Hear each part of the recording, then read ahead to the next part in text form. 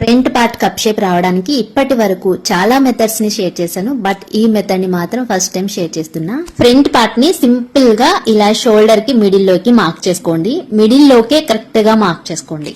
మీరు స్టిచ్ చేసే బ్లౌజ్ ని బట్టి ఇక్కడ డాట్ వెడల్పులో వచ్చిన సగాన్ని ఇక్కడ మార్క్ చేసుకోండి. ఆది బ్లౌజ్ తోనైనా బాడీ మెజర్మెంట్స్ తోనైనా మీరు డాట్ పొడవు ఎంతైతే మార్క్ చేసుకున్నారో అంతే ఇక్కడ మార్కింగ్ చేసుకోండి. మెయిన్ డాట్ పొడవు వెడల్పులు మార్క్ చేసుకున్న తర్వాత ఈ రెండు మార్కింగ్స్ ని వీడియోలో చూపిస్తున్నట్లుగా ఇలా క్రాస్ గా మెయిన్ డాట్ ని డ్రా చేసుకోండి.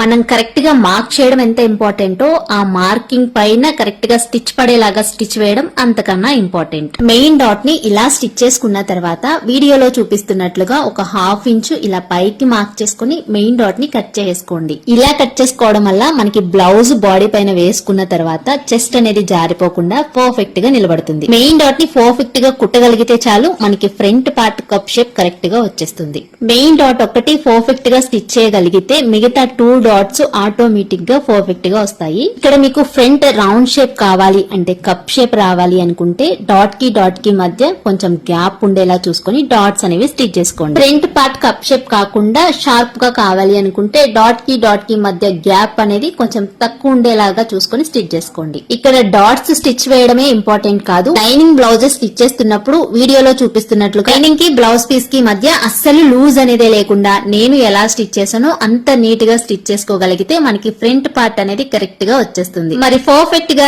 ఏ సైజు బ్లౌజెస్ కి షేప్ బెల్ట్లు ఎలా కట్ చేసుకోవాలి అనేది మీకు వీడియో కావాలి అంటే ఖచ్చితంగా మీరు కామెంట్ చేయాల్సిందే. కామెంట్ చేస్తే వీడియో చేస్తాను.